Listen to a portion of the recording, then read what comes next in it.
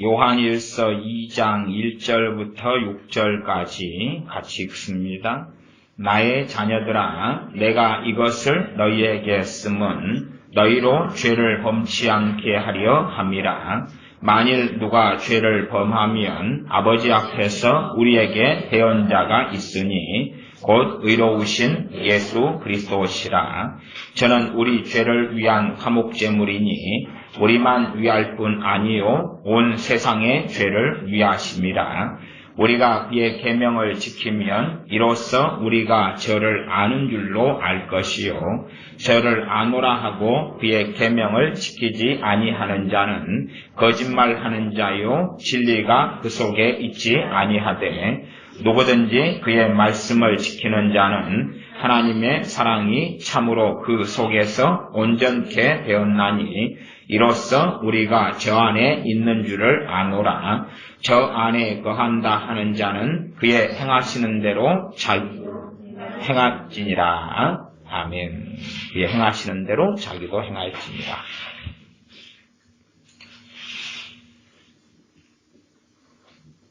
하나님의 말씀을 준행하고 사는 것은 굉장히 어렵습니다. 또 실제로 우리가 하나님의 말씀과 동떨어진 삶을 살고 있다는 것을 발견하기가 아주 어렵습니다. 내가 말씀대로 산다. 우리는 이 세상에서 살기 때문에 우리의 기준은 텔레비전, 뉴스, 방송, 또 우리의 동료나 친구나 직장의 동료, 혹은 우리의 가족의 대부분은 불신자 아닙니까? 거기에서 가지고 있는 기준, 일반 사람들이, 우리가 만나는 사람들이, 우리가 함께 사는 사람들이 가지고 있는 윤리, 신문방송, TV를 통해서 가진 윤리와 기준들, 그 기준보다 우리가 조금 나으면, 혹은 그 기준보다 우리가 많이 낮게 보이면 나는 하나님 말씀대로 산다고 생각한다, 그 말이에요. 그래서 하나님 말씀을 우리가 읽고 듣고 본다 할지라도 하나님 말씀과 내가 많이 다르다는 것을 발견하기가 정말 어렵습니다. 발견하기가 참 어려워요. 아마 비유하건대 부모가 자녀를 모르는 것처럼 우리는 우리 자신을 모른다, 그렇게 말씀드리겠습니다. 부모는 자기 자녀를 열심히 키우기 때문에 부모는 내 자식을 다 알거나 못해도 한 80, 90%는 알 거다. 그렇게 생각들을 해요. 그 확신을 가지고 있어요. 그 확신. 왜냐하면 실제로 어린 자녀가 부모하고 떨어져 있는 시간, 최소한은 엄마하고, 직장 생활하는 엄마가 아니라면 엄마하고 떨어져 있는 시간이 별로 없다고 생각하죠. 그러나 실제로 자녀는 학교에 가 있잖아요. 학교에 가 있으니까 사실은 거의 대부분의 시간이 떨어져 있죠. 떨어져 있어요. 그러나 학교에 가 있는 시간을 엄마나 아빠는 안다고 생각하는 거죠. 알 수가 없잖아요. 자기 기준, 자기 생각을 통하여 안다고 생각하지. 모릅니다. 실제로 자녀들은 부모가 이해하기 어려운 세계 속에 살아갑니다. 그래서 제가 우리 자녀들에게 그런 질문들을 종종 하잖아요. 과연 너의 몇 %를 너 엄마 아빠는 알 거라고 생각하냐? 그러면 대부분 이야기했잖아요. 10%, 20%? 30%? 50%는 거의 나오죠. 50%는 제가 들어본 적이 없습니다. 물론 착각 속에 사는 아이들은 진실을 모른 채 말할 수 있을지 몰라도 대부분의 아이들, 10대까지 되어도 삶을 부모는 이해하지 못하고 모릅니다. 물론 안다고 착각한다. 그 비유인데 우리는 우리 자신을 모릅니다. 우리 자신을 잘 알지 못합니다. 우리 자신의 진실한 모습이 하나님 말씀을 통해서 드러나야 되지만, 그러나 사실은 드러나는 것은 너무나 어렵습니다. 제가 큐티를 한다. 성경을 정해진 분량을 가지고 하루에 30분 묵상을 해요. 그리고 남은 30분은 기도하고 찬양하고. 그래서 1시간씩 하루에 큐티를 해요. 경건의 시간을 가져요. 그런다고 한다면 내가 하나님의 말씀을 한 30분을 읽고 묵상하고 내 삶을 말씀을 통해 살펴보고 조명해보고 그러면서 내가 정말로 이 마음 안에서 깊은 곳 안에서 느끼도록 회개가 일어난 적이 얼마나 있느냐. 그건 거의 없습니다. 거의 없어요. 마음 깊은 곳 안에 깨닫거나 회개가 일어나는 것은 거의 없어요. 우리는 스스로 하나님 말씀이 10가지가 이야기하면 한두 가지 정도만 살짝 적용을 해보고 살펴보고 나머지는 문제가 없는 척 덮고 살아갑니다. 그래서 정말로 우리가 인생을 마감할 때까지 과연 우리의 그 심각한 문제들을 얼마나 알고서야 인생을 마감할까? 그 고심과 생각을 많이 합니다. 우리가 극단적으로 성령 충만한 삶을 한 10년을 산다. 성령 충만한 삶을. 지금은 예수님 믿는 신자 100명 가운데 한 명 성령 충만한 사람을 찾기 어렵다는 건 다 동의하시죠? 그렇죠?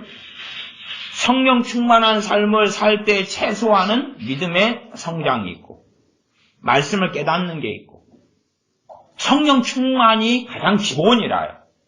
기본이고 기준이에요. 근데 성령 충만한 신자들을 어디 얼마나 만날 수 있고 우리들에게 있느냐.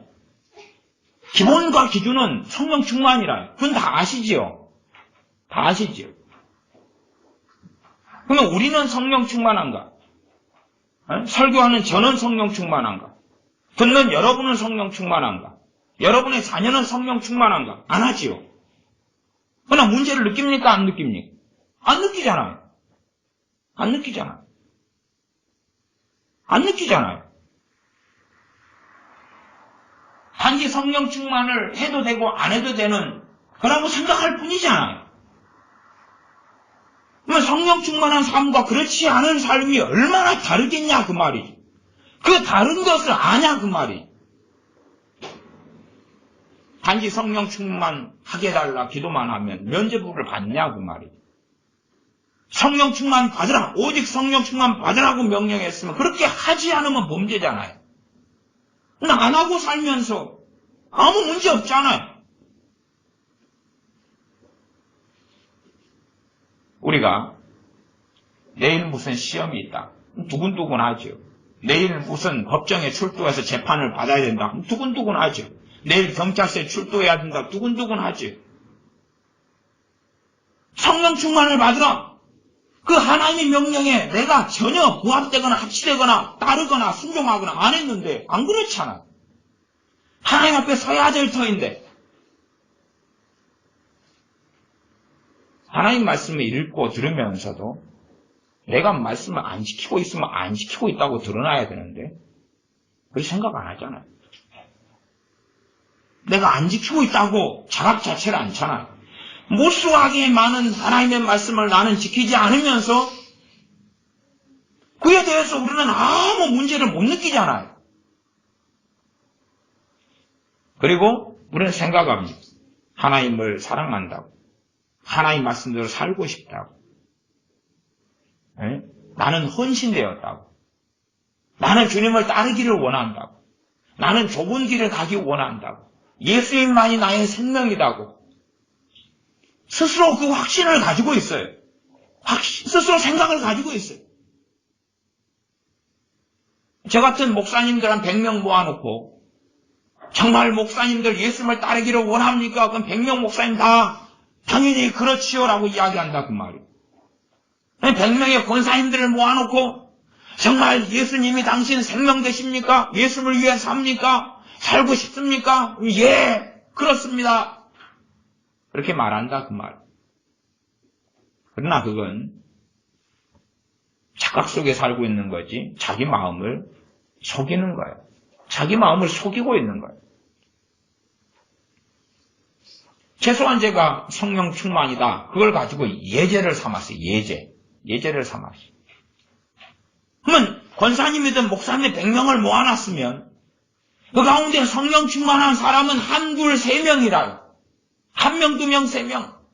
그러면 나머지 97, 98, 99명은 성령 충만하지 않은데 지금 시대는 더 그래요. 그러나 한탄하거나 답답해하거나 그것 때문에 고통스러워하거나 그걸 느끼지 않는다고 말.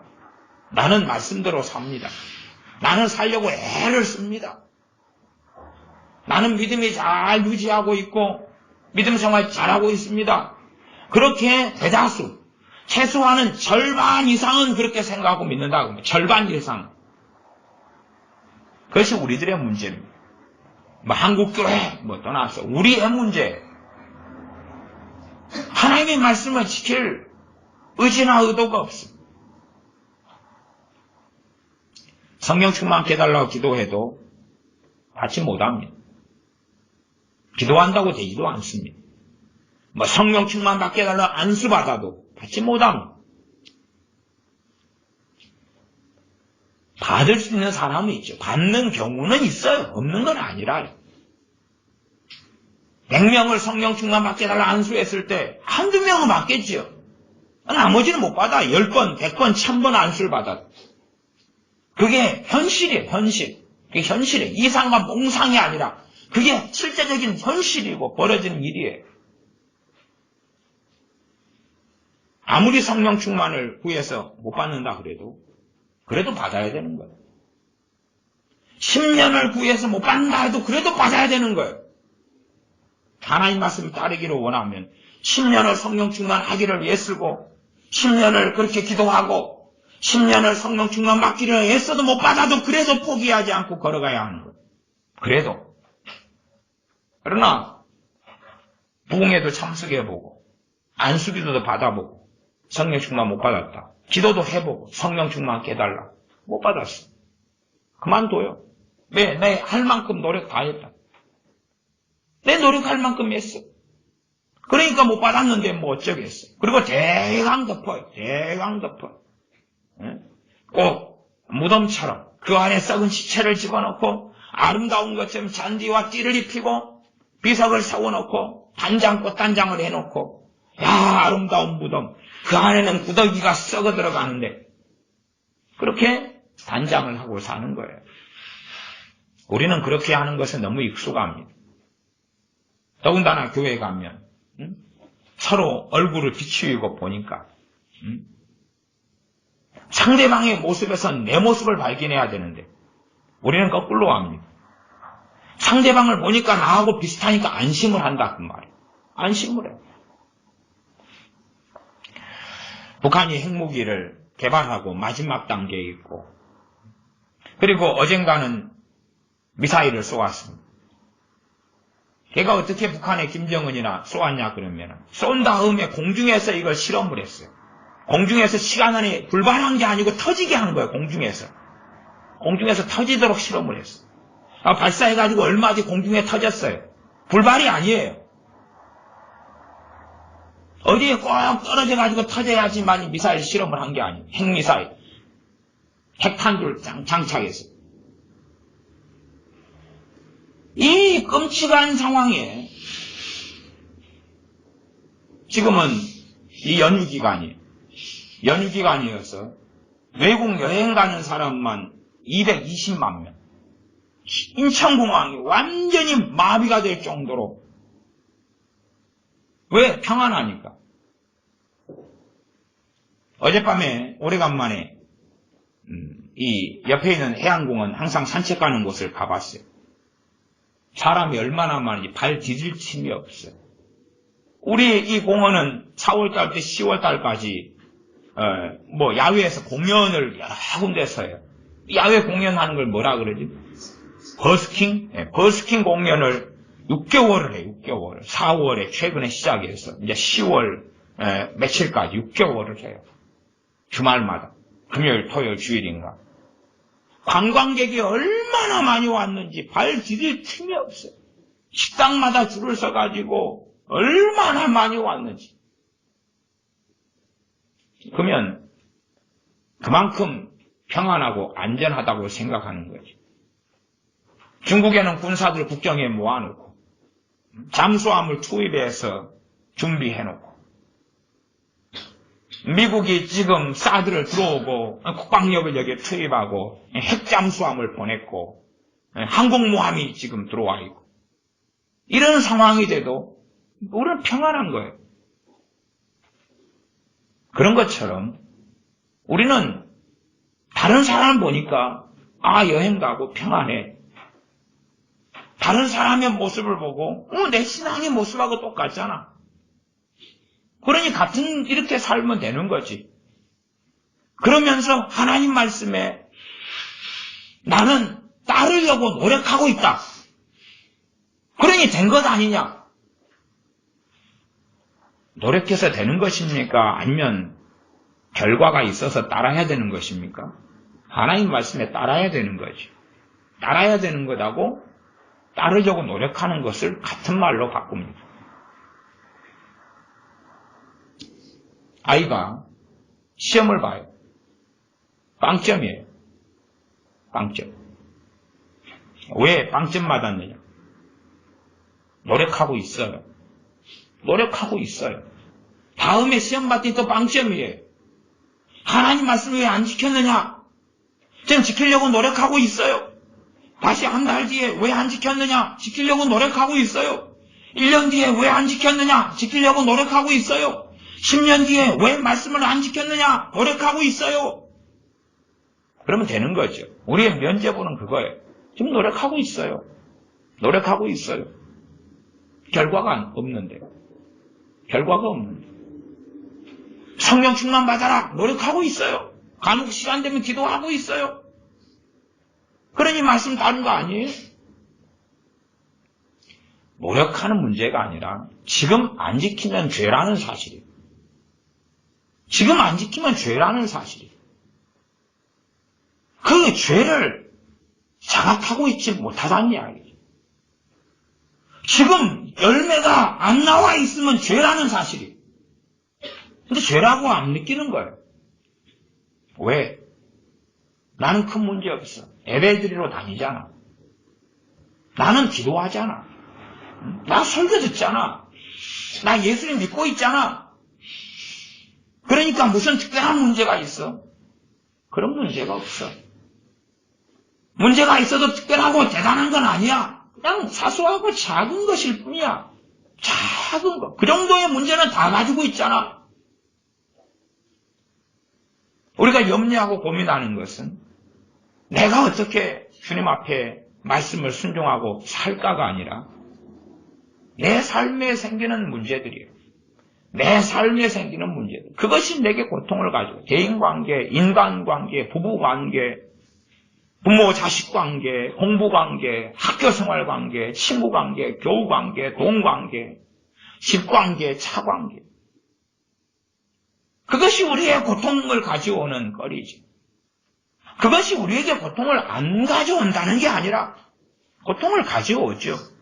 그러나 우리에게는 또 다른 고통이, 나아가 더 심한 고통이 있어야 한다는 사실이에요. 더 심한 고통. 왜요? 우리가 손쉽게 주님을 따르거나 말씀도 살거나 손쉽게 거룩한 삶의 여정으로 걸어갈 수 없기 때문에, 죄와 끊임없이 싸우고 투쟁해야 되기 때문에, 그리고 죄 짓는 나 때문에 아파하고 고통받아야 되기 때문에, 그래야지만이 애통하는 자로서 위로를 받고 굶주린 자로서 목마른 자로서 기가를 해소하고 배부름을 얻기 때문에 그렇죠.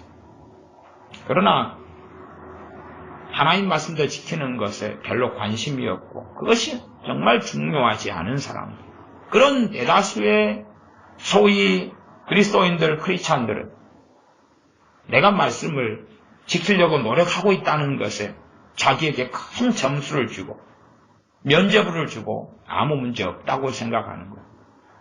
말씀을 지키는 것을 대신해서 뭘로 바꿔버리면 됩니까? 헌금 내고, 예배에 참석하고, 봉사하고. 그러면 되는 거예요. 큐티하고, 셀 예배 드리고, 신방 다니면 신방 받고 하고, 내가 장례위원이면 장례식 가서 노래 좀 부르고, 관 좀 메고, 그러면 나 할 거리 다 하는 거예요.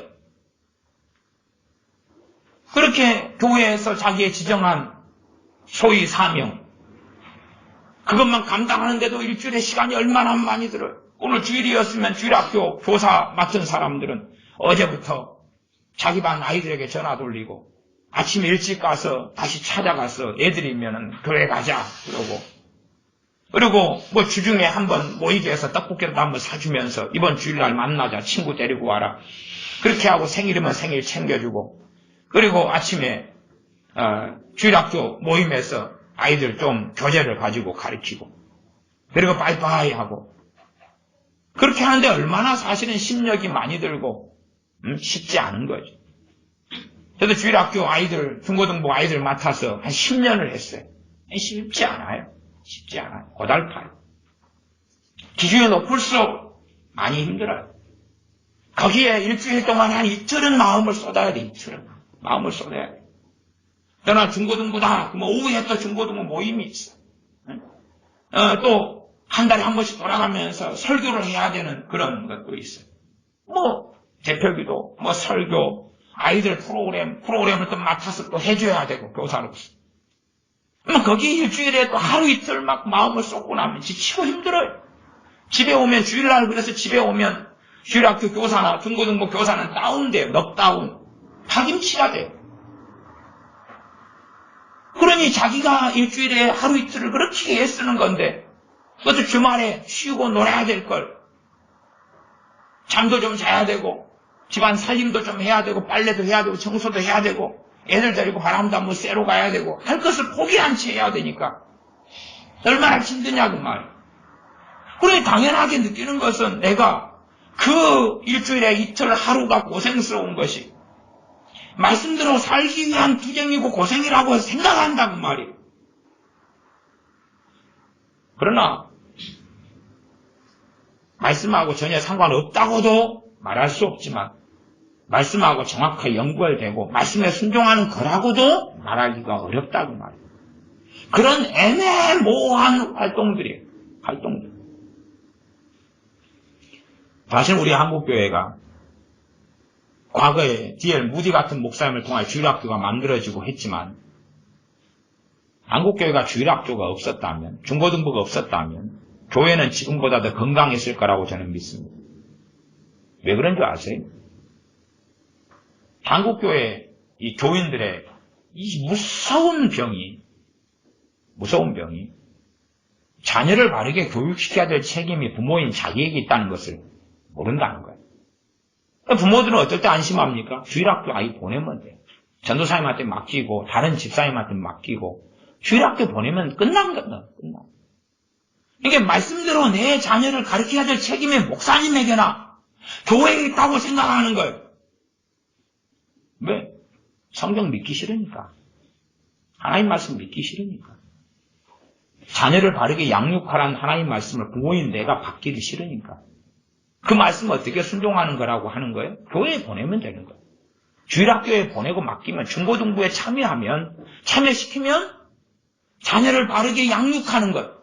앉았을 때든지 섰을 때든지 길을 행할 때든지 누웠을 때든지 하나님 말씀을 강론하라는 걸 나는 지킨다. 그리고 안 지키는 거예요. 지킨다고 믿으니까. 얼마나 소경입니까? 얼마나 소경이냐 그 말이에요. 자녀를 말씀대로 안 가르치려면 낳지 마라 그 말이에요. 뭐라고 낳느냐 그 말이에요.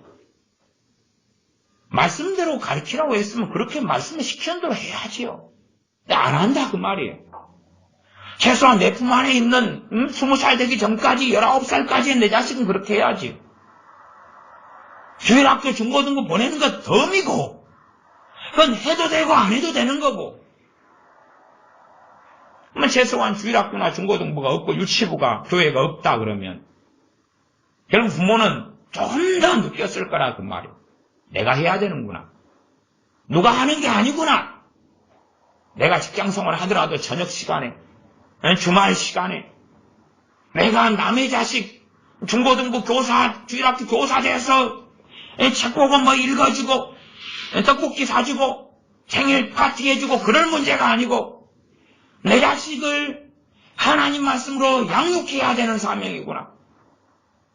그걸 쥐꼬리만큼이라도 느끼겠지요. 근데 참 편하게 해주죠.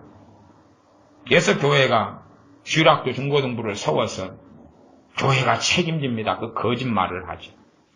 왜? 하나님 말씀하고 다른 이야기니까 거짓말이다 그러는 거예요. 부모도 책임질 수 없고 교회도 책임질 수 없고 그러나 하나님 말씀에 명백한 건 부모에게 하라 그런 거죠. 그러나 교회가 하겠습니다 그러니까 얼마나 거짓말이냐 그 말. 교회에 주일학교 중고등부 있어도 돼요. 그러나 진실은 이야기해야 되죠. 이걸로는 아이들이 말씀의 사람이 안 됩니다.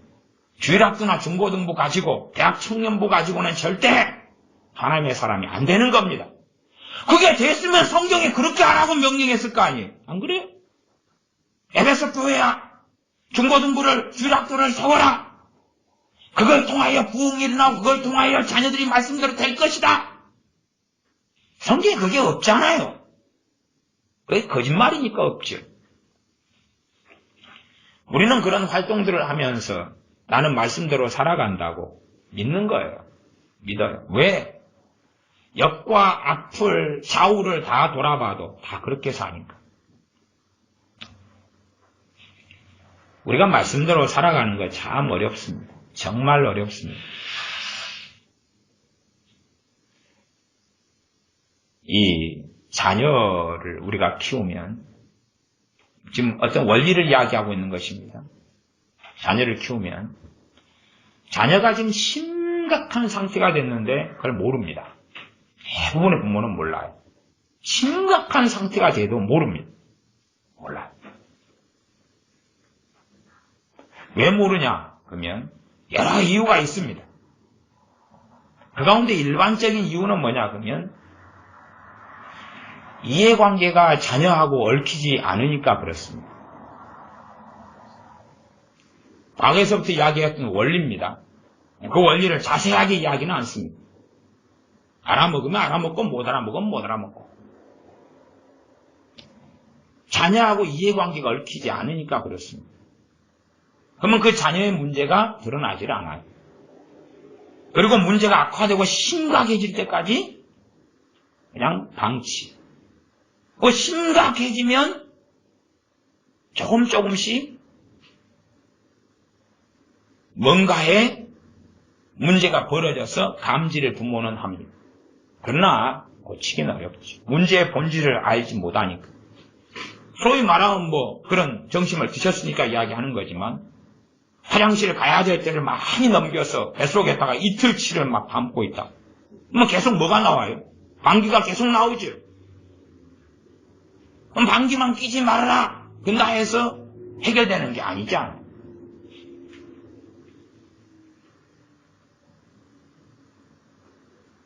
애들 데리고 예를 들어 한 500m 산을 등산한다고 합시다. 부모가 자녀를 데리고 500m 산을 등산합니다. 아주 더운 날. 예를 드는 것이 그렇게 하라는 이야기가 아니고 원리를 제가 10시간을 들여서 설명한다 해도 모를 사람은 전혀 몰라요. 죽을 때까지 몰라요. 예를 아무리 들어줘도 모를 사람은 몰라요. 자녀를 데리고 500m 산을 등산한다고 합시다. 그 자녀가 초등학생이고 중학생이고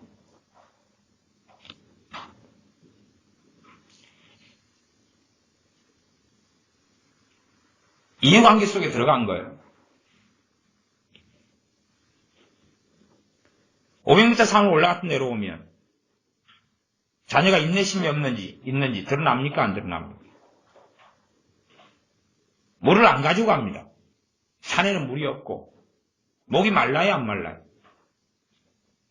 아이에게 짜증이 있는지 없는지. 그리고 올라가면 뭐예요? 또 내려와야 되는 거예요. 혹시 올라가면 500m 정상에가 돈 10만 원을 주고 막 그런 일이 있습니까? 없어요. 소위 말하면 쾌락주의에 빠진 사람들은, 그런 아이들은 등산하고 500m 올라가서 내려온 것은 아무 의미를 느끼지 못합니다.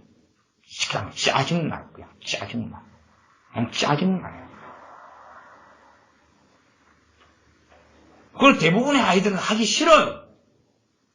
근데 하기 싫은 걸 데려가면 아내가 반항심이 일어나요, 안 일어나요? 반항심이 막 일어나요. 그때 되면 빠져나가려고 이제 핑계를 대요. 공부해야 된다고, 숙제가 있다고, 내일 모레 시험이라고. 이해관계가 얽히는 거죠.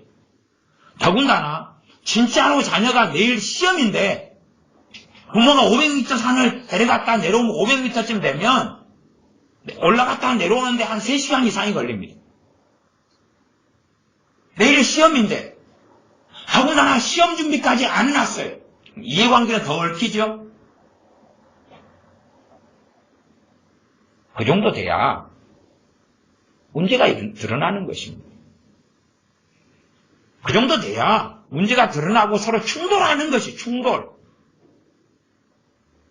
그러나 자녀의 문제를 안 보는 사람들은 충돌을 피하죠. 가보세요. 아빠가 애들 차를 태우고 가요. 더워요. 그럼 자녀가 뭐라 그래요? 아빠, 더워요. 이해관계가 어디서 얽히냐? 에어컨 안 틀어주면 되는 거예요. 그러지 않아요? 에어컨 안 틀어주면 더워요. 더워요. 거기에 엄마들이 마귀가 됩니다. 여보, 애 덥다네요. 빨리 에어컨 틀어요. 마귀가 되지. 그게 애 사랑이라고 생각하지. 이해관계는 어디든지 얽힐 수 있으나 그러나 안 다투고 안 싸우고 문제가 없이 그냥 다 쉽게 넘어갈 수 있어요. 추워요. 히터 빨리 틀어야 되죠. 더워요. 에어컨 빨리 틀어야 되죠. 그러면 끝나는 거예요. 그럼 끝나는 거예요. 그러면 지금 아이가 아니고 한 30년 전에 아이고 돈이 있어서 차가 있다. 에어컨은 없죠. 옛날 30년 전에 차는 그렇잖아요. 에어컨이나 히터나 이런 거 없잖아요. 겨울에 얼마나 차가 추워요. 여름에 얼마나 더워요. 걸어가야 되는 길을 차를 태워줘도 지금 아이가 30년 전에 그 차에 타고 있으면 어떻게 될까요? 얼마나 견딜까요? 안 그렇다 그 말이지.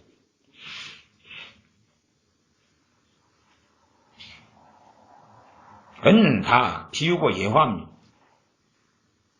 우리 자신의 진정한 실상을 우리는 안 봅니다. 그리고 드러나지 않습니다. 앞에 이야기했잖아. 10년을 내가 성령 충만한 삶을 10년을 산다 그럴 때 주님께서는 성령님을 통하여 나의 그 많은 문제를 들추시고 다루셔요. 그러나 성령 충만하지 않다. 그러면 소경되고 규머리가 되었지만 고난과 환난을 통해서 조금 다루어지고 조금. 그 다음에 이제 누가 하나님 말씀대로 성령 역사로 설교한다면 설교를 통해서는 조금 다루어질 수 있어요. 설교를 통해서. 누가 영적으로 성숙한 사람하고 누가 함께 산다. 함께 교제관계를 가지고 산다. 그 문제가 드러나요, 안 드러나요? 문제가 드러나요. 그러면 성숙한 사람은 그렇지 않은 사람을 뭐 해야 돼요? 책망을 해야 되죠. 책망을. 그러나 책망하면 관계는 무너지죠. 그게 비참한 문제예요. 그래서 우리 그리스도인들은 대부분 이 어린아이, 초신자, 아주 아무것도 모르는 그 상태에서 겨우 구원받아도 그래도 만족한 거예요. 성장하고 자라가고 그렇게 될 수가 없어요. 책망을 좀 들으면 비참함이 일어나고, 책망을 좀 들으면 자기 과신, 자기 의로 가득하기 때문에 자기는 대단한 사람이냐, 자기는 주님 뜻대로 사는 사람이냐, 말씀대로 사는 사람이냐. 왜요?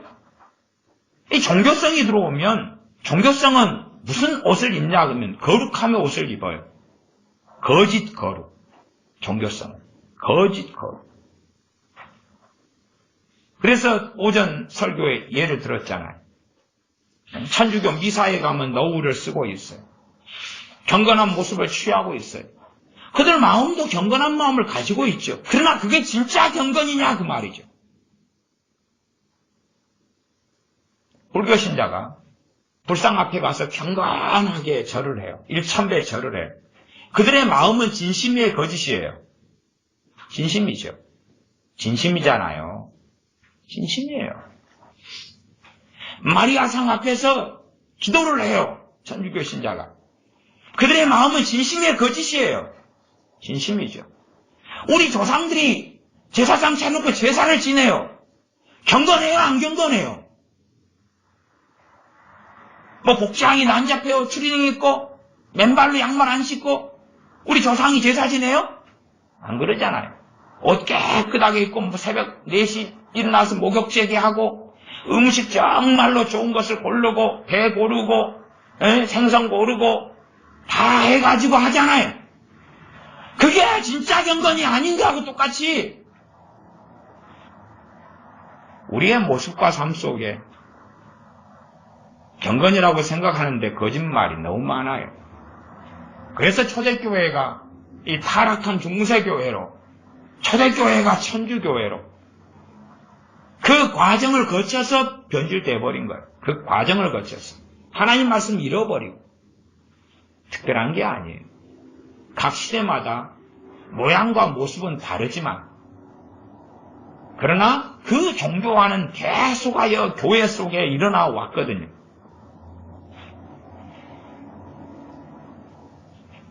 주로 500년까지 그리고 600년대 뭐 이런 것을 초대교회, 중세교회 일반적인 갈림으로 봐요. 그러나 우리는 알아요. 그게 아니라는 것을.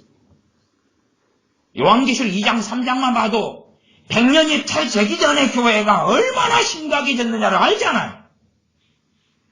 사도 요한이 살아있었을 때의 소아시아 7교회 대부분이 얼마나 타락해버렸는지를 우리는 보잖아요.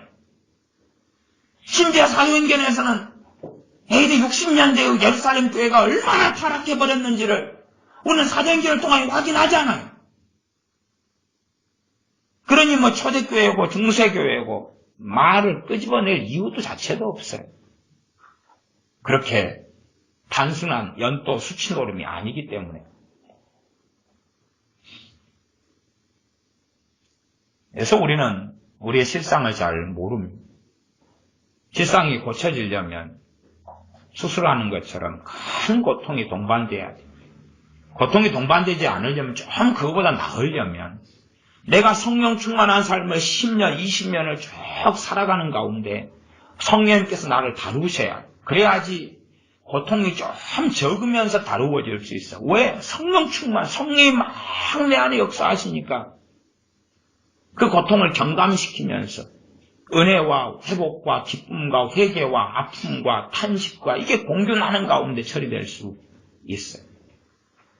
그러나 이 성령 충만하지 않은 지금 대다수의 크리스찬들이 도대체 어떻게 말씀대로 사는 것을 배울 수 있을 거냐 그 말이에요.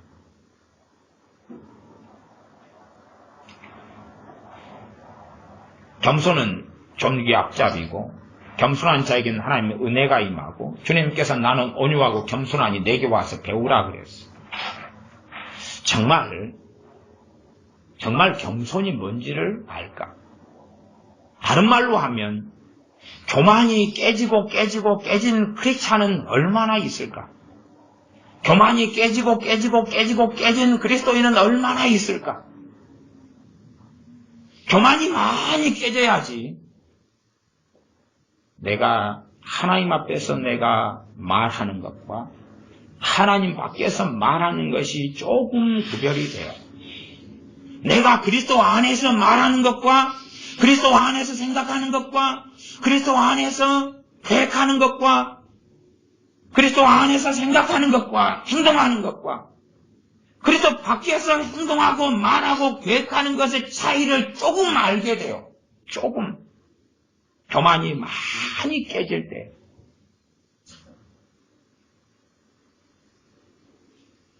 교만은 우리 그리스도인에게서 심각한 교만은 자기 중심성입니다.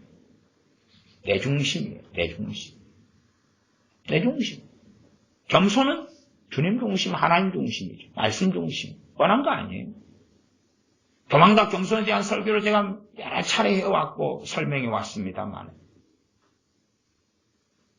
그러면 내 중심, 내 감정 중심, 내 소유욕 중심, 내 욕망 중심, 내 욕심 중심, 내 계획 중심. 과연 그것을 우리가 얼마나 깨트려 버릴 수 있는가?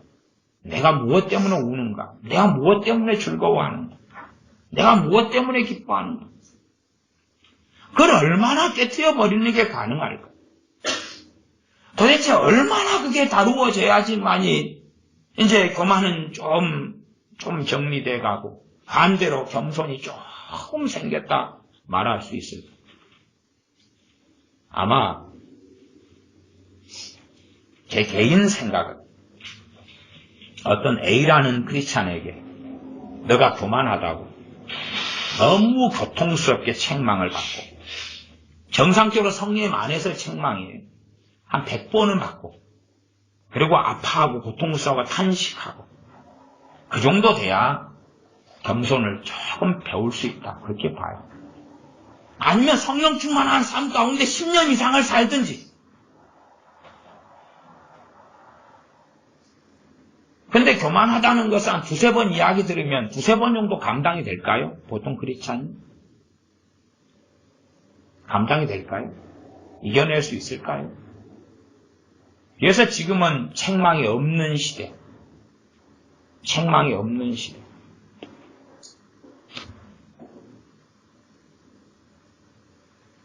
그래서 교회가 제 기능을 못하더라도 내가 성령 충만하면 교회가 목회자가 제 기능을 못하는 것을 누가 하셔요?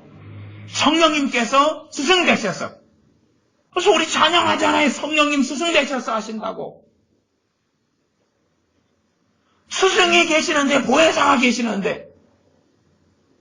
그러나 문제는 그리스도인 당사자가 성령 충만하지 않기 때문에 그 보혜사 스승 성령님의 역사를 받을 수가 없다는 거죠. 성령님께서 나를 다루시지 않으신다는 거죠. 다루시지 않으신다는 거죠. 성령 충만해야지만이 제대로 다루시거든요. 그래서 성령 충만하라고 명령하고 계시고. 안 그러면 이제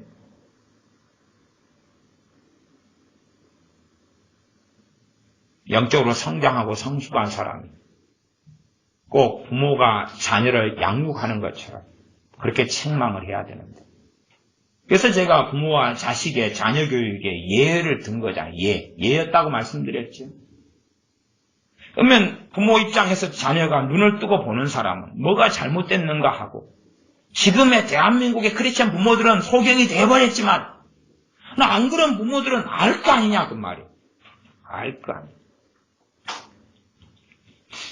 자녀가 원하는 에버랜드에 데려가면 이해관계가 생겨요? 안 생겨요? 안 생기잖아요. 자녀가 좋아하는 외식 시키면 자녀가 좋다 그래 싫다 그래요? 좋다 그러지. 이해관계 안 생기잖아요. 안 그래요? 내 자식이 싫은 거 시키면 내 부모를 공경하라. 하는지 안 하는지 그때 드러나요? 안 드러나요? 아니 자식이 좋아하는 것 해주는데 부모를 공경하는 것처럼 보이지 않겠어요? 안 그래요? 순종하는 것처럼 보이지 않겠냐 그 말이에요. 그럼 비웁니다. 이 시대에 영적으로 성장한 사람이 얼마나 있는가? 거의 없어요. 거의 없어요.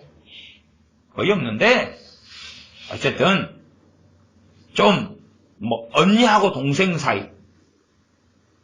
말하자면 우리 현수가 좀 많이 컸잖아요. 이렇게 현수가 있고 동생들이 있단 말이에요. 두 동생을. 동생들의 문제가 현수 눈에 보이잖아. 그치? 이렇게 저렇게 하는데 동생들이 따라 안 따라 잘 안 따르잖아.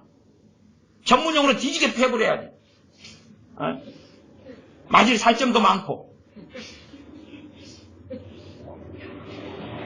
그런 것처럼 교회라는 건 그런 거거든요. 교회라는 것은. 그러나 사실은 저 꼬맹이들도 지 잘못을 쉽게 인정을 해야 하네, 현수야. 쉽게 인정 안 하지, 저 꼬라지들이. 이게 우리 크리스찬이 그 모양이에요. 근데 문제는 내가 주님을 잘한다고 생각합니다. 몸뚱아리가 다 컸으니까. 나이가 들었으니까. 신앙의 연수가 되니까.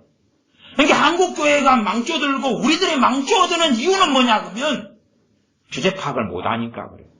주제 파악을 못하니까. 한국은 나이면 장땡이죠. 나이가 많으면 한국은 장땡이라요. 근데 나이가 많아. 두 번째 신앙 연수가 많아. 세 번째 난 직분이 목사야, 권사야, 장로야. 직분이 뭐냐? 나이가 몇 살이냐? 교회 몇 년 다녔냐? 심지어 신학교 나왔냐 안 나왔냐? 나왔으면 나는 뭔가 아는 사람이야. 그 미치광이 정신이 들어가 있는 거예요. 그래서 자기 주제 파악을 못해요. 한 사람이 주님을 좀 알려면 정말 많이 갈아엎어져야 돼. 정말 많이 갈아엎어져야 돼. 그래야지만 좀 믿음이 성장해. 아니면 성령 충만한 사람을 3년 5년 유지하고 살든지. 근데 안 그러면서 믿음이 성장했다고 생각하는 거예요. 중보기도 좀 하고 전도 좀 하고 봉사 좀 하고 예배 좀 열심히 참석하고 믿음이 성장했다고 착각하네요. 왜 그래요? 좌우를 다 둘러봐도 자기보다 못하거나 비슷하거든요. 기준은 그거라요. 하나님 말씀이 기준이 아니라. 그래서 언니가 동생들을 돌보는 것처럼 믿음이 조금이라도 성장한 사람이 그렇지 않은 사람도 돌보는데, 현수야, 너 동생들을 칭찬으로 돌볼 수 있냐? 막 칭찬하면 돌봐져? 이거 해라, 이거 해라, 이거 하지 마라, 저거 하지 마라 맨날 시켜야 되지. 바쁘지? 바빠요. 사랑하니까 그러는 거지요. 사랑하니까 칭찬을 해요? 사랑하니까 격려를 하고 위로를 해요? 뭘 위로를 해요? 조금 할 건 있죠. 그러나 명령하고 훈계하고 책망하고 야단치고 조정하고 바르게 잡고 그게 대부분이라요. 그게 대부분. 이게 부모가 자녀를 잘못 키우는 것, 자녀가 강하지 않은 것은 책망하고 위로하고 좌우로 치우치지 않고 해야 되는데 한쪽에 치우쳐 있는 거예요. 이 강팍한 자식일수록 책망을 못 견뎌한단 말이에요. 책망하면 얘가 삐져버리고 토라져버리고 실망해버리고 입을 뒤집어 써버리고 가출해버리고 짜증내고 신경질 내고 더 말 안 듣고 꼴통이 되고, 그래서 어떻게 책망하고 야단을 쳐요. 지 좋아하는 걸 해줘야지. 지 하고 싶은 걸 하라 그러고, 자고 싶으면 자라 그러고, 놀고 싶으면 놀아 그러고, 친구하고 만나서 뭐 놀고 싶다고 그래라 그러고, 그래야지 어떻게 하냐 그 말. 공부하고 싶을 때는 그때나 하라 그러고. 응?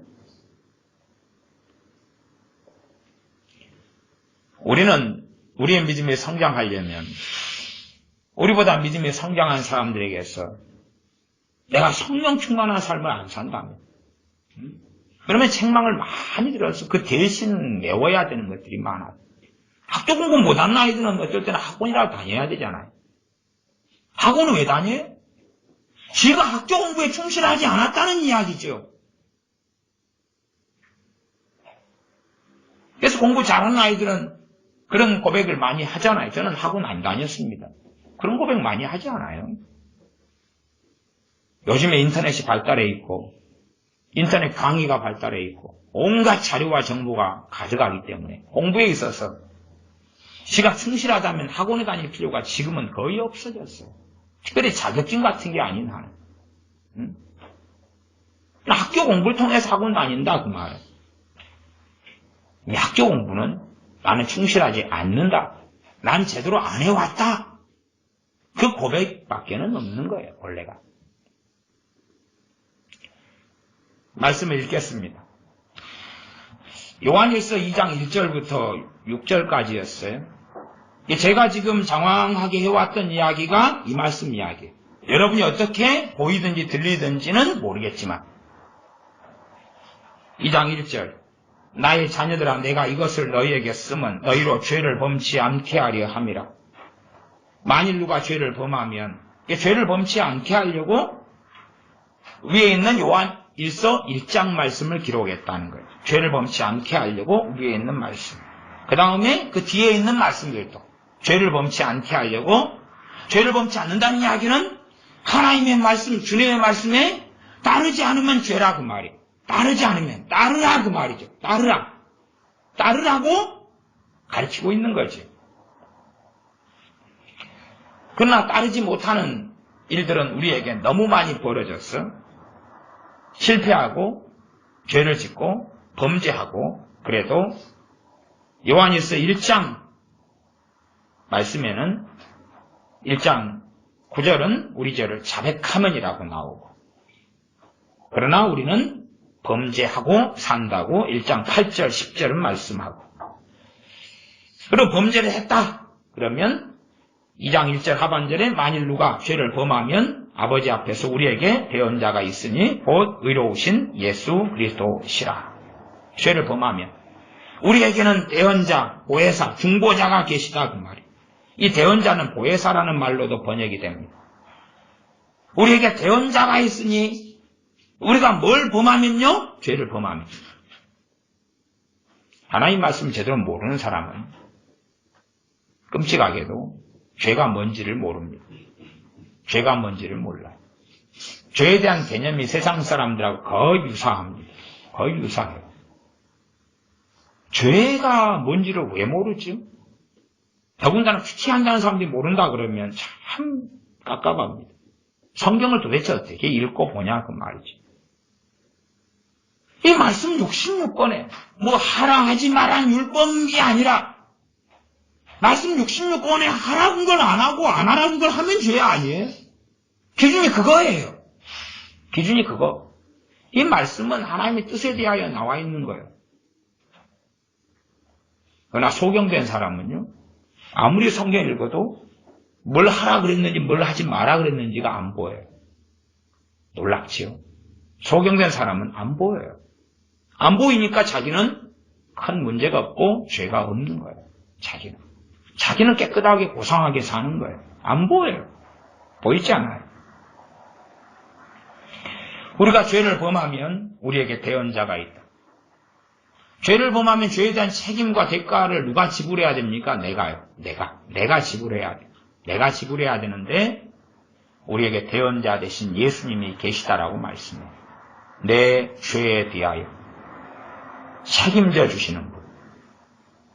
그걸 알므로 회개와 자백이 가능한 거예요. 그걸 알고 깨달음으로.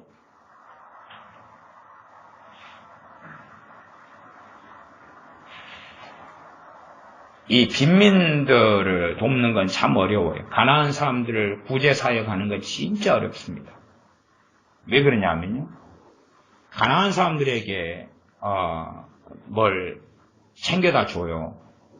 특별히 이제 노숙자 계열의 사람이라고 합시다. 뭘 챙겨다 주면 처음 두 번째는 너무 고마워해요. 5번 되면요. 당연한 듯이 알아요. 10번 돼가지고 바빠서 못 주잖아요. 성질 내요. 특별히 교회에다 그러면 10번까지 하다가 그 다음에는 그만뒀어요. 뭐라 그런지 압니까?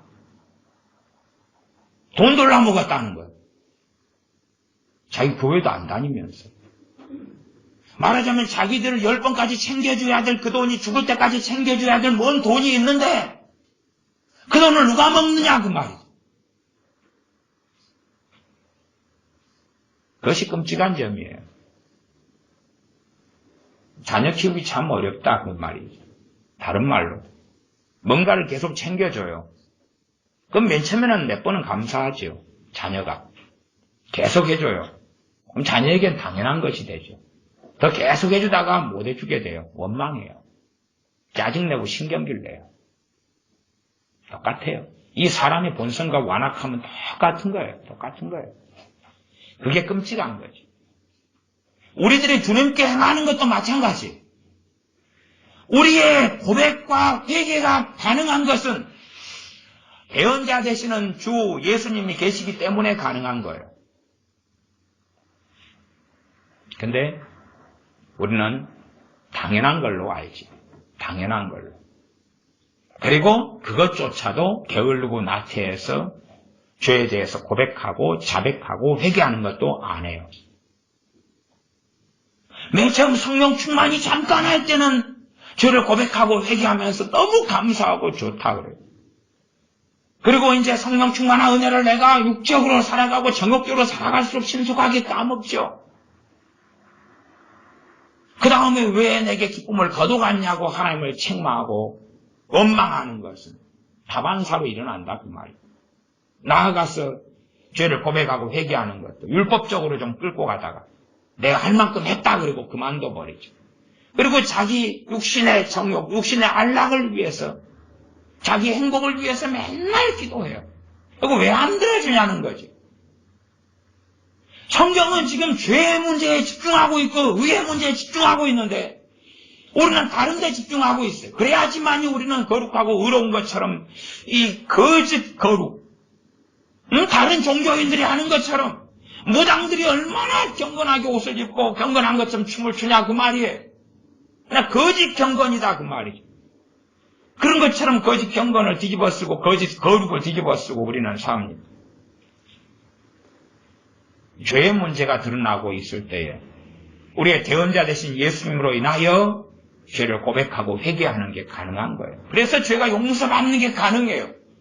그럼 죄가 드러나고 깨달아지고 죄를 가지고 하나님께 나아갈 때에 아들을 보내신 아버지께 친히 오셔서 죄를 담당하시는 아들 되신 우리 주 예수님께 감사하고 찬양하고 노래하고 그러면서 아들을 십자가에 못 박은 그 내 죄 때문에 아파하고 용서해 주신 그 은혜 때문에 기뻐하고 그런 것이 함께 일어나야 하는 것은 당연한 것이다 그 말이에요.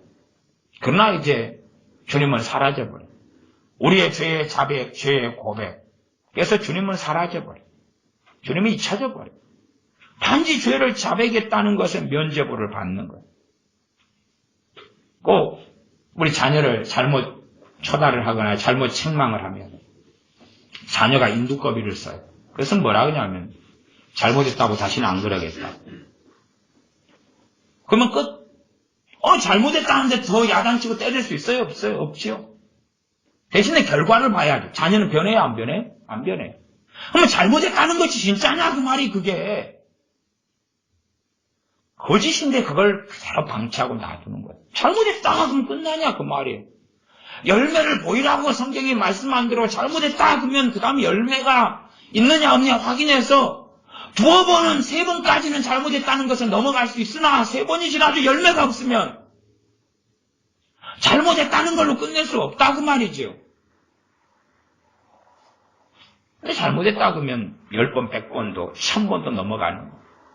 더군다나 하나님 걸고 잘못했다는 건 너무 무섭지 않아요? 자식한테 잘못했으면 지가 잘못을 정리하고 회개해야 되는데 가서 회개기도 하고 와. 그러면 이제 하나님 잘못했어요. 회개기도. 엄마 회개기도 했어요. 됐어. 됐어요? 정말 됐어요? 그래서 이 부모들 가운데 교황이 많아요. 교황. 지가 교황이에요. 교황. 회개기도 하면 되는 거예요. 나머지 유리창을 깼어요. 회개기도 하고 와. 하나님 나머지 유리창을 껐어요. 잘못했어요. 엄마 회개기도 했어. 우리 됐어. 그럼 유리창 생겨요? 공부 전혀 안 해서 꼴등이었어요. 회개기도 하고 엄마 공부, 하나님 공부 안 했어요. 용서해 주세요. 회개기도 했어요. 잘했어. 다음부터 공부 열심히 해. 예. 그런 사람은 신앙을 이용해서 사는 미치광이에요. 미치광이. 그런 사람들이 너무 많아요. 미치광이들. 그래놓고 자기는 말씀대로 애를 키우고 있다는 거예요. 그 정도 가면 뭐 미친 사람한테 미친 사람 몽둥이가 약이고 또 미치광이들 들어가는 곳은 정신병원이잖아. 그럼 문제는 자기가 정상으로 알고 산다는 이야기. 지금 부모가 자신을 책망하는데 왜 하나님께 회개기도가 포함되는 거예요? 그건 다른 거지, 그건. 그건 다른 거란 말이에요. 그건 다른 거. 다른 거, 그건. 그게 다르다는 걸 이해를 못해요. 짬뽕 해버리는 거예요. 짬뽕. 그러면 뭘라고 귀찮게 손 두 개, 발 두 개를 달고 다녀요? 짬뽕 해버리지. 한 개로 만들어버리면 얼마나 편하겠어요. 그치요? 발 두 개 합치고, 다리 두 개 합치고, 팔하고 다리가 또 합치면 간단하잖아요. 네 개를 달고 다닐 필요가 없잖아요. 어떻게 달고 다니는지 알아서 하고. 2장 2절. 저는 우리 죄를 위한 화목제물이니 주님은 우리 죄를 위한 화목제물이라고 말씀해요. 예수님 영접할 때의 문제가 아니라 날마다 내가 죄 가운데 살 때 이 진리를 깨닫고 알고 누리고 감사하고 찬양하고 살아야 돼. 그렇지 않은 사람들은 죄를 제대로 모른다는 이야기.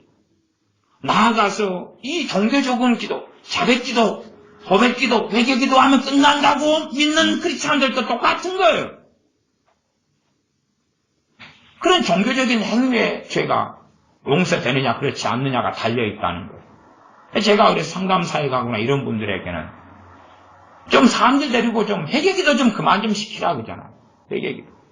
그럼 면죄부를 줘버리니까 똥이 된장인지를 모르고 나는 이제 잘못했다고 했으니까 다 된 거 아니냐고. 내가 친구를 때려가지고 그 친구를 이빨을 3개 부러뜨렸는데 이야기해. 친구야 미안하다. 근데 친구가 이빨이 3개 부러져서 선생님한테 이르고 집에 가서 부모님한테 이르지 않겠어요? 그럼 그 친구한테 잘못했다 그러는 거예요. 난 니한테 미안하다고 했는데 왜 그러냐? 간단해요? 미안하다고 그러면 되는 거예요? 하나님 잘못했어요? 그럼 되는 거냐 그 말이. 주님은 우리 죄를 위한 화목제물이시다. 우리만 위할 뿐 아니라 온 세상의 죄를 위하심이라. 우리가 그의 계명을 지키면 이로써 우리가 저를 아는 줄로 알 것이요. 하나님 말씀이 이렇게 나와요. 계명을, 말씀을 지키면 하나님을 아는 사람이고 하나님 말씀을 안 지키면 모르는 사람이다. 말씀은 정확히 흑백으로 나누고 있잖아요. 계명을 지키면 지키려고 노력하면이 아니라 지키면 아는 사람입니다. 물론 하나님의 모든 말씀을 한순간에 다 지킬 수 없어요. 어떤 말씀을 지키기 위해서 시간이 3년도 필요할 거예요. 어떤 말씀은 오늘 지켜야 돼요. 어떤 말씀은 노력하면 내일이라도 지킬 수 있어요. 어떤 말씀은 진짜 투쟁해도 10년이 걸려서 지킬 수 있는 게 있어요. 그러나 어떤 말씀은 이번 주 안에 지켜야 되고 어떤 말씀은 다음 주 안에 지켜야 되는 거예요. 그렇지 모든 말씀이 다 10년 걸리고 100년 걸린다 그러면은 거짓말이죠.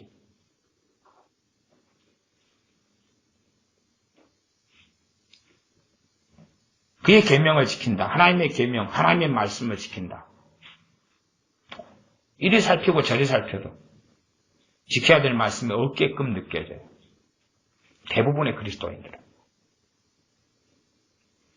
지킬 말씀이 뭔지를 얻지 않으냐? 간단해요.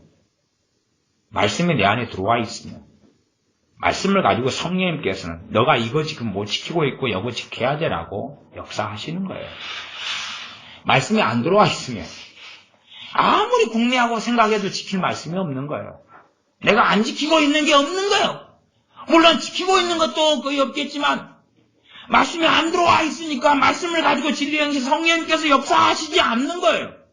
내가 뭘 안 지키고 있는데 뭘 지켜야 되지? 계명을 지키라면서 뭘 지켜야 돼? 없어.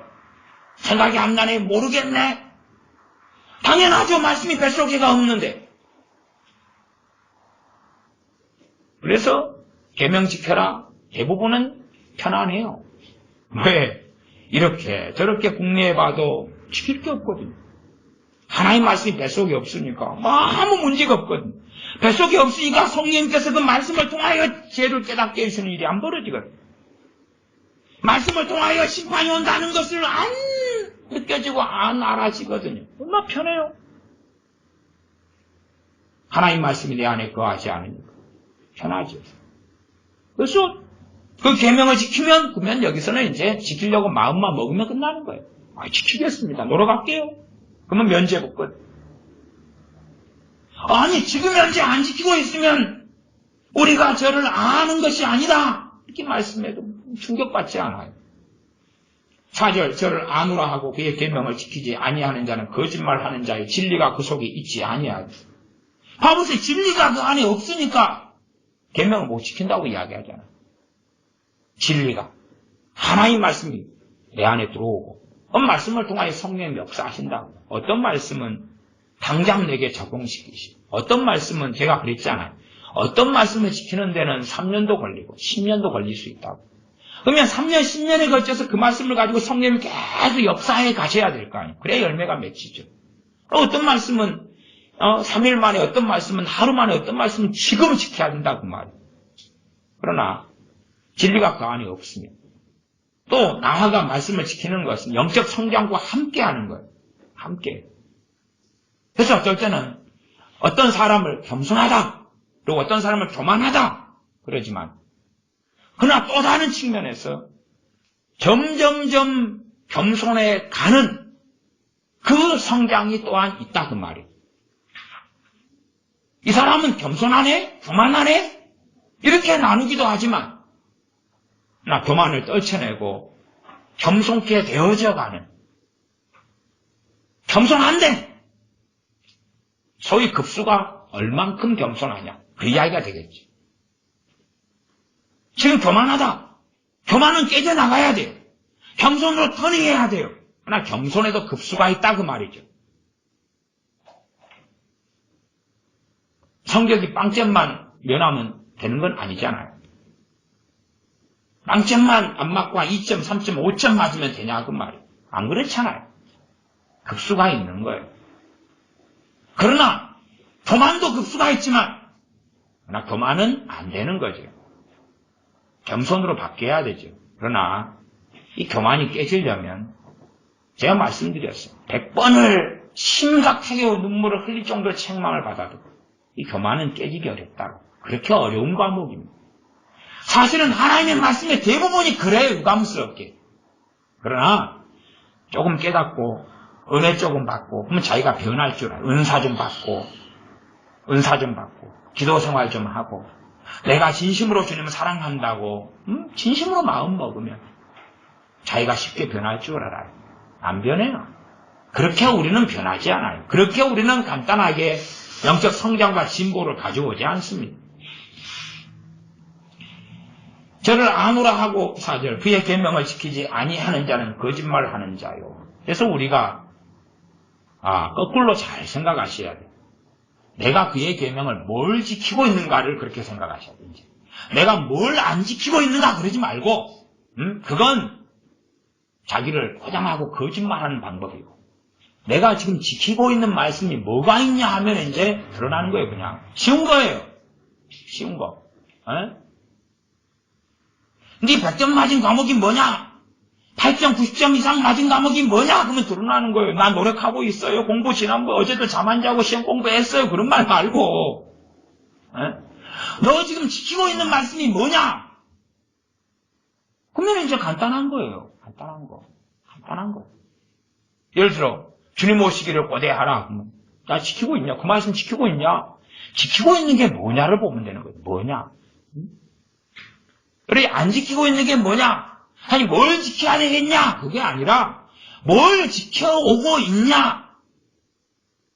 그게 내 안에 든 진리고 나아가서 그 부분이 있다면 계속하여 내가 그걸 안 지킬 때 성령님은 내 안에 든 그 진리의 말씀을 통해서 그것을 책망하시고 그걸 교훈하실 거예요. 그러니까 내게 하나님 말씀이 안 들어와 있으면 성령님의 책망도 별로 없어요. 진리가 없으니까. 그리고 오히려 나는 안심해요. 하나님 관계가 좋다고. 나 예수님 많이 닮았다고. 큰 문제 없다고. 생각해 보세요. 사복음서에 제자들이 주님께 책망 한두 번 받은 게 아니지요.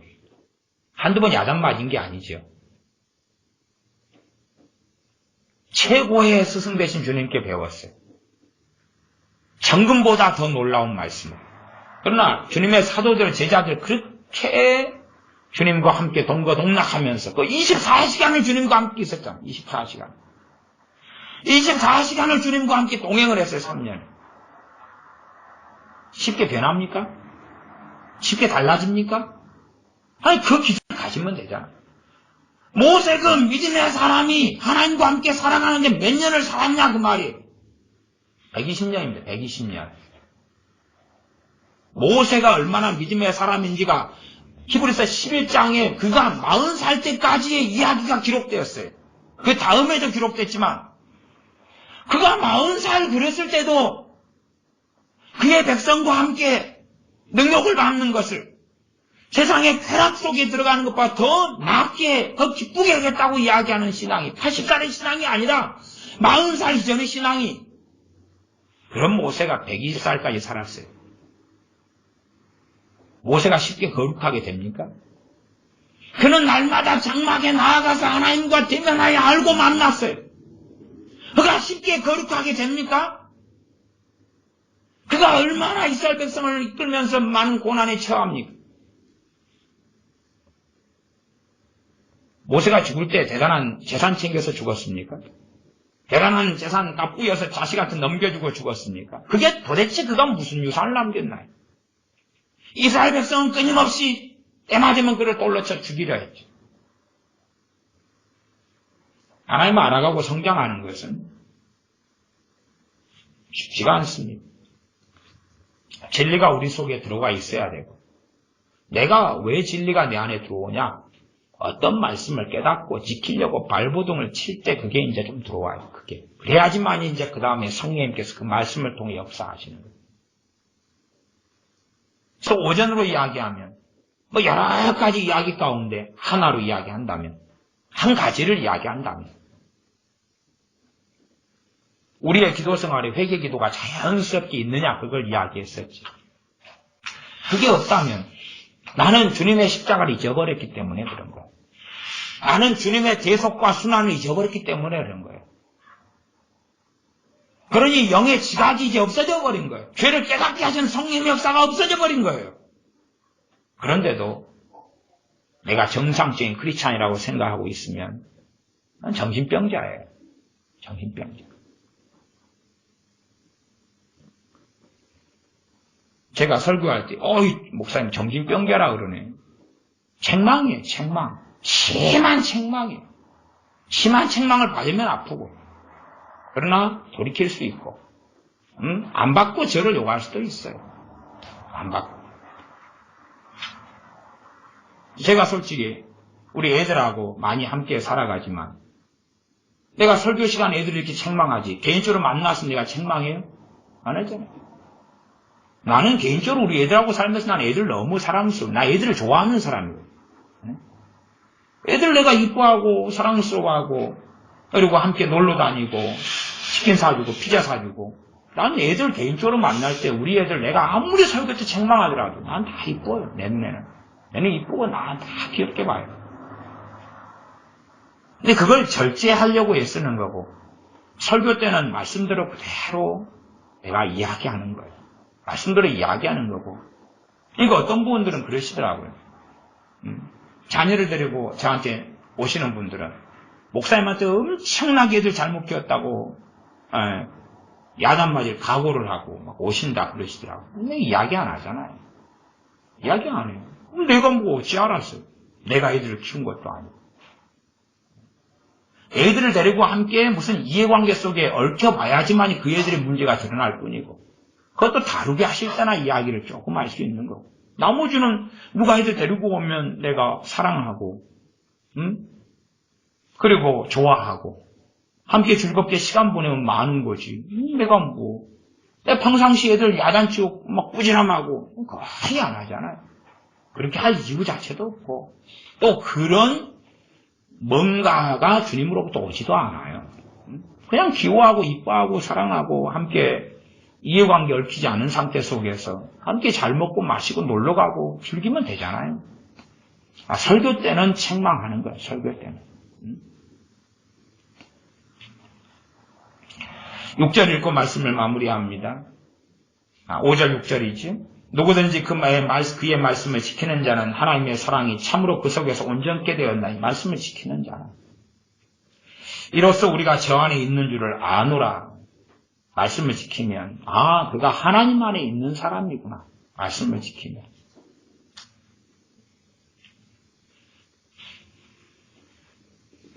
제가 겸손이다 하면 겸손을 조금 아는데 성령 충만한 삶을 많이 살아도 겸손을 아는데 참 시간이 오래 걸리더라고요. 겸손이 뭔지를 아는데 그것도 조금 아는데.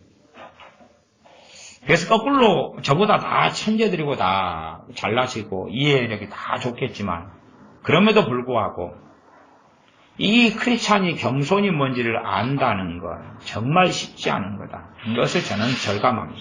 정말 쉽지 않은 거다. 정말 어렵다.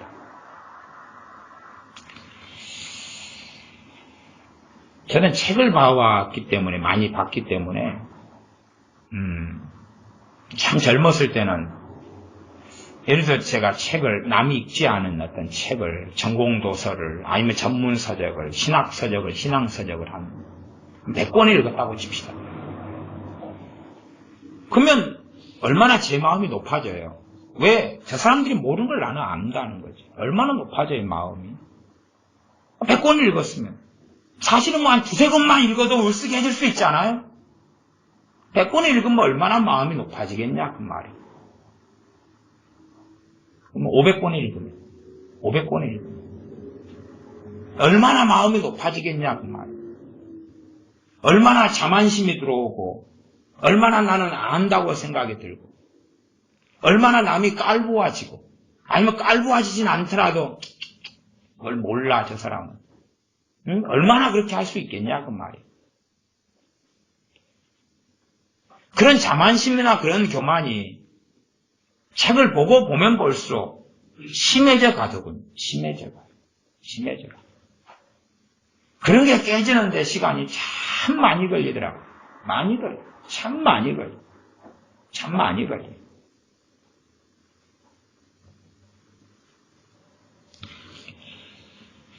다루어져 가야 될 게 다루어지지 않으면 나는 주님을 제대로 알지 못하는 사람이고 기껏해야 신앙의 초보자, 어린아이, 요한 1서 2장에 나온 대로.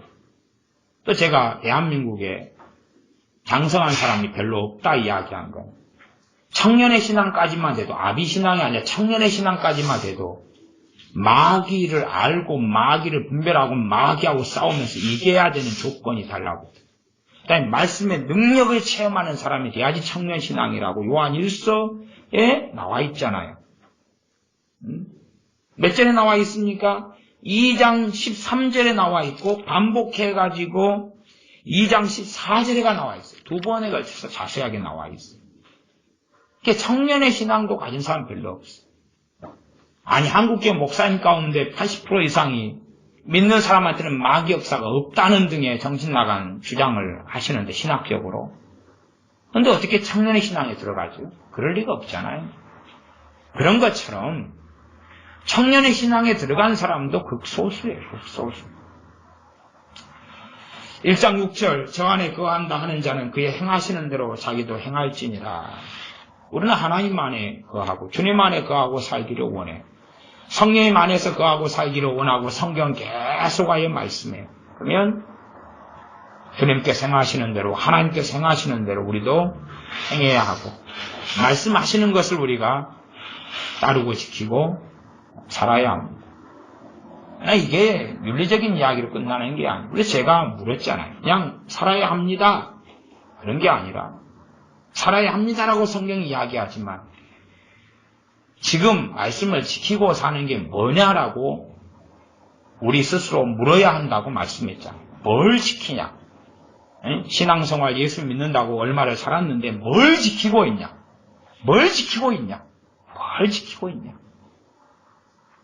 모이기를 힘쓰라 그러면 모이면 지키는 거냐?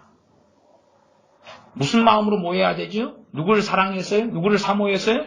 주님을 사모하고 사랑했어요. 그냥 일주일에 한 번씩 예배당에 오는 게 습관이기 때문에 난 기독교이니까 마지못해서 그건 모이기림스란 말씀 안 지키는 거잖아요. 그러니까 성경을 피상적으로 읽어서 지킨다고 거짓말하는 건 너무 쉽다 그 말이에요. 너무 쉬워요. 하나님께 헌금을 낸다. 하나님께 재물을 바쳐라, 예물을 내라 있단 말이에요. 성경에 11조 내라 있단 말이에요. 그러면 낸다고 내는 거냐? 정말로 진심으로 하나님께 사람 보기 위해서가 아니라 습관적으로가 아니라 내가 내는 헌금, 내가 내는 1,000원이든 100원이든 간에 그것이 하나님께서 받으시도록 진심 어린 감사와 진심 어린 찬양 속에서 내는 거냐? 그거지요. 액수가 많고 적은 게 아니라. 그런 측면에서 내가 말씀 뭐 지키고 있는가를 확인해야 된다고 말씀드린 거예요. 기도하겠습니다. 아버지 하나님, 우리는 끊임없이 왜곡하고 위선하고 또한 거룩한 채, 경건한 채, 또한 착각하여 나는 주님과 가깝다고 안다고 그렇게 하고 살아갑니다. 이런 망상과 망령에서 벗어나서 우리가 아프고 고통스럽고 때로는 책망을 듣고 받더라도 우리의 믿음이 하나님 말씀이 우리 안에 거하여서 오히려 말씀을 통하여 성령님께서 책망을 하시는 사람이 되어져서 시간이 흘러가 이제는 이 말씀을 제가 지키고 있습니다. 이 말씀을 제가 지키고 순종하는데 3년이 걸렸습니다. 이 말씀은 제가 투쟁하고 싸우고 씨름하여 3개월 전부터는 지켜보고 있습니다. 그렇게 해서 주님 안에 거하는 사람이 되게 하여 주시옵소서. 우리 주 예수님의 이름으로 기도하옵나이다. 아멘. 함께 기도하겠습니다.